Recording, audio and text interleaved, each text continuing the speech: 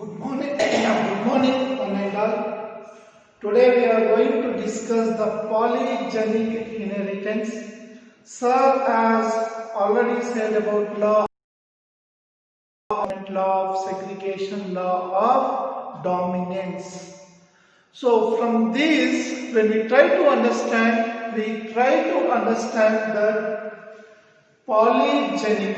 So here we need to understand the terms called tribe. Tribe is also called as a character, that is tall, height, it is a character of height. Dwarf is a character of height. Here it is denoted by capital H letter, which is dominant,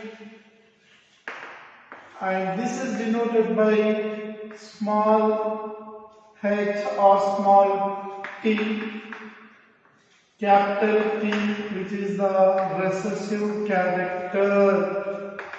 So for any character, one character will be having one dominant character, dominant trait, and one recessive trait. One dominant trait and one recessive trait. So based on this, when you take this consideration, okay, for this one dominant gene, one recessive gene are there according to the Mendel, Gregor John Mendel.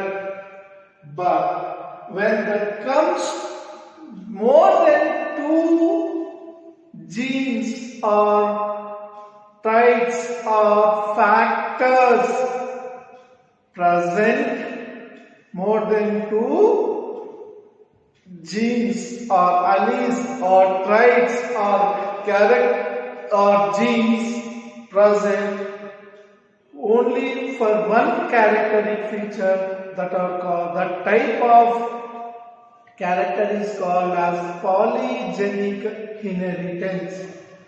So if you take down in the world tall plants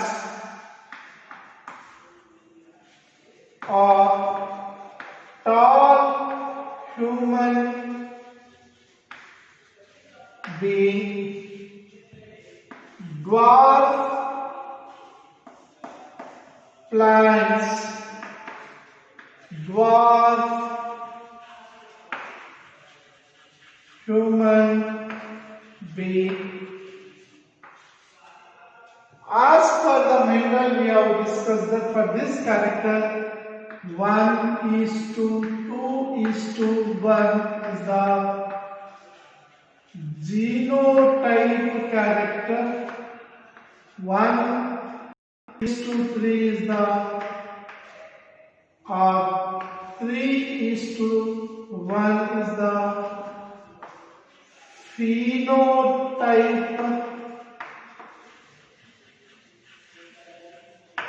phenotype character, where in this one is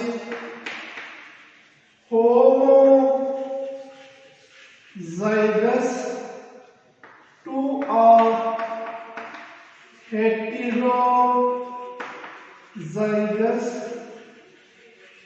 one is homozygous dwarf. So these are the characters you have learned according to the Mendel. But when you see into the environment or surroundings, we see that all people, all human beings are of not same height.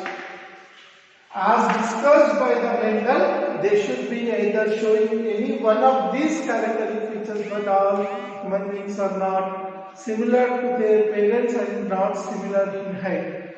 So when the character, a particular character is designated or shown by more than two genes or two alleles, there is three sets of genes That type of inheritance is called when a character is controlled by more than three sets of genes. That inheritance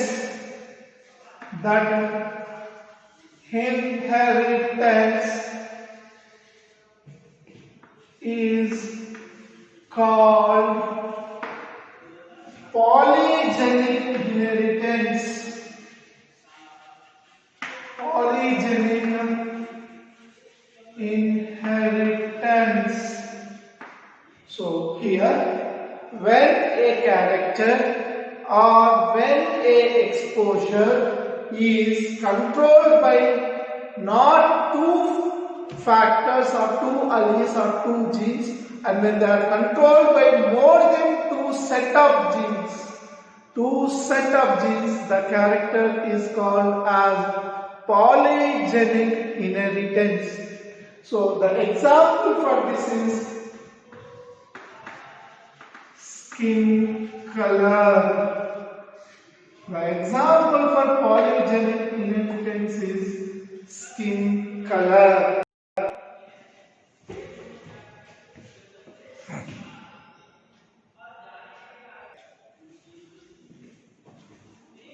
In polygenic inheritance, each character in polygenic inheritance, each gene has its additive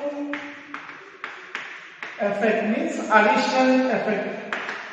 Each gene has its additive effect, and in this polygenic inheritance, the example of polygenic inheritance is skin color.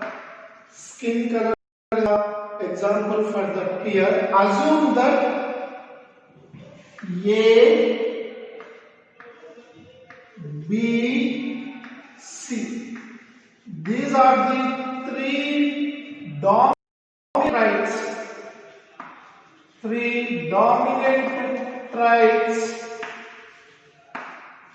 dominant traits for dark color of skin. A, B, C are the dominant traits or dominant genes for darker color of skin. A, B, C. These are the three genes which are recessive traits for pale color or light color of skin. Pale color or light color of skin. Then, so what are the possibilities? 3 into 3. So, if you draw a checkerboard, Punnett square or checkerboard on this polygenic inheritance, so one side A, B, C, A, B and C, and here A,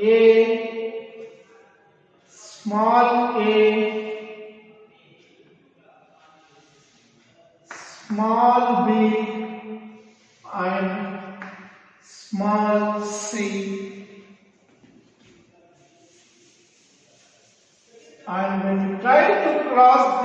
characters where the homozygous dominant or heterozygous dominant, the possibility of formation are capital A, capital small a, capital B, small a,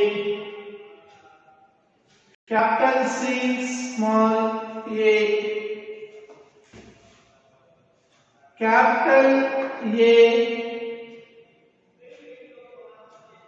capital A, capital B, capital B, small b,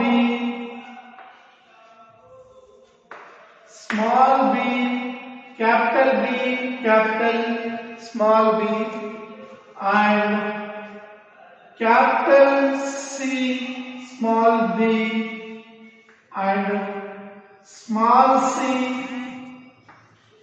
capital A, small c, small c, capital B, small c, capital C, small c. When you write the combinations, in any one of the combinations, okay, if it is dominant, so the characters shown by these will be almost dominant. They will be almost showing. So here more than one gene is controlling a factor. So most of the generations in this polygenic inheritance, which is the factor where the skin color will be almost dominant, that is darker skin. And when the possibilities of, so when this should not be written like this, actually for your understanding I have written like this. But all the three characters are taken at a time into consideration, and A,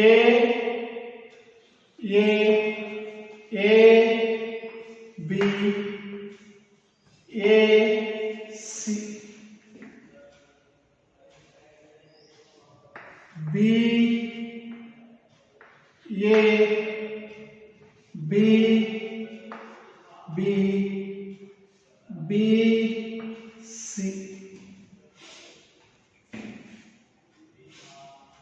C, capital C, small c, capital C, small b,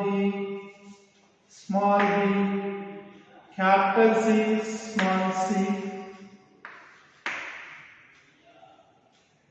Like this, if you go on writing the combination of these three, you will get 24 possibilities. 24 possibilities. And in this, the expression of genes is almost darker skin color, and when both are only recessive, when the both three genes are recessive, when the three genes are recessive, then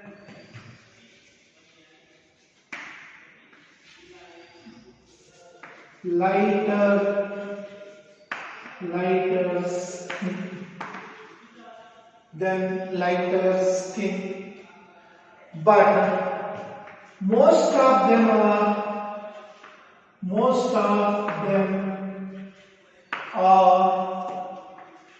darker and dark light skin. So in this we understand that when more than one character is designated by more than two set of genes, that type of inheritance factor is called as polygenic inheritance factor. So a good classical example of this particular is the skin color of human beings.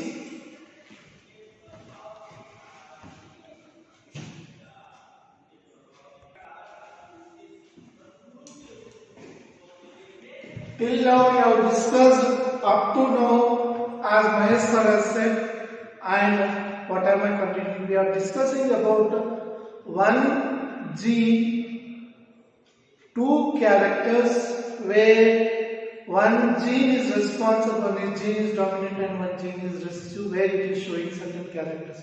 But in the case of pleiotropy,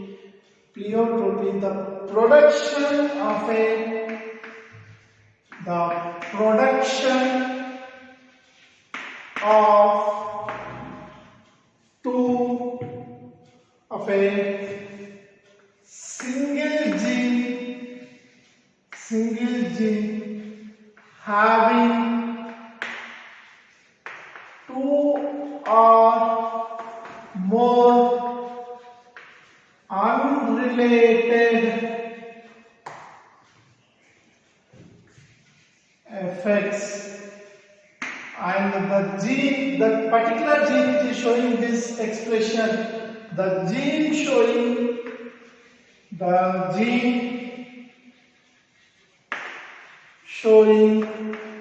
this multiple expression is called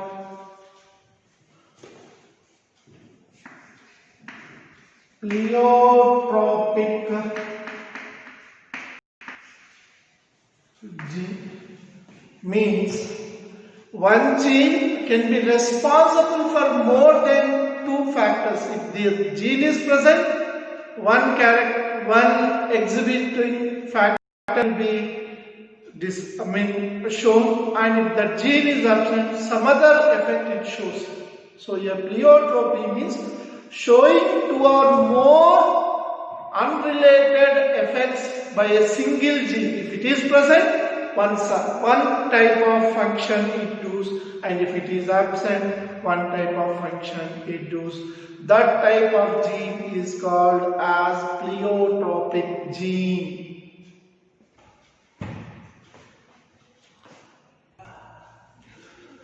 The good example of when one gene is expressed or not expressed means not shown. It shows multiple expressions. The gene is called, the good example of pleiotropic gene is pleiotropic gene.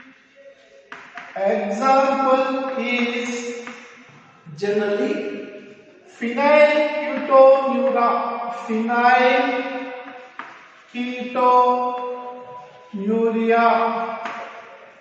So here, this phenylketonuria expressing gene, this will be expressing that gene.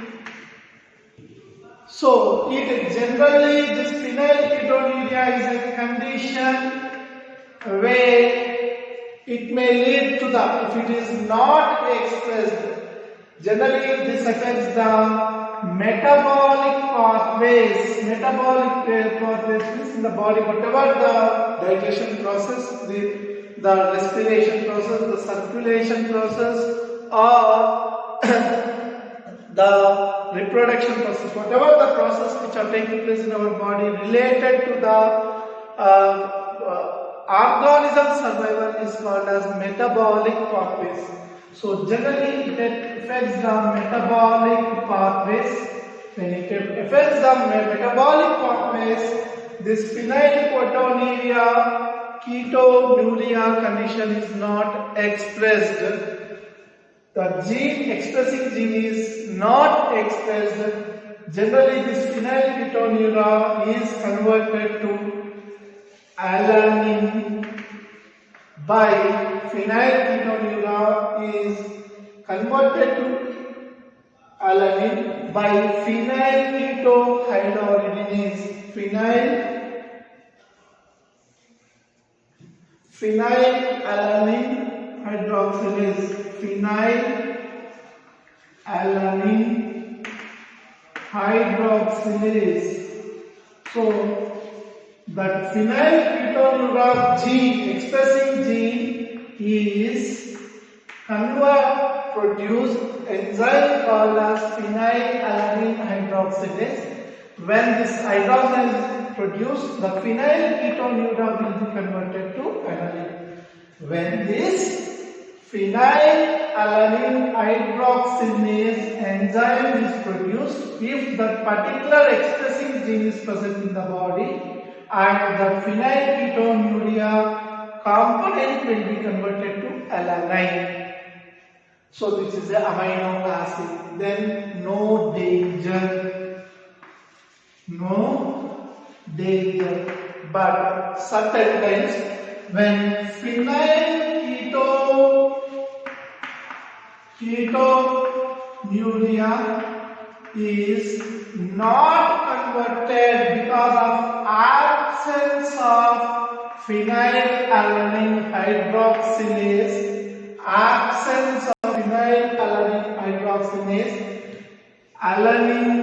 alanine is not converted, then the person will lead to mental retardedness and body pigmentation. As a result of body pigmentation, the person will be suffering from this, where it can be corrected by gene therapy. So phenylketonuria should be converted to phenylalanine in the presence of an enzyme phenylalanine hydroxylase, which is a gene encoded called as phenylketonuria containing gene.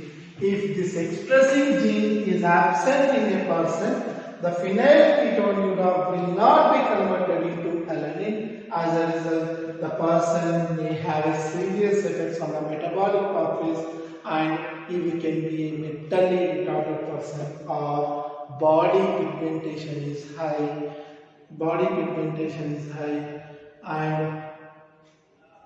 and reduction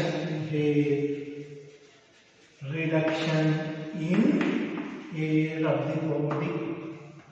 So that is the what we have to think of. Tomorrow we will start with the sex determination.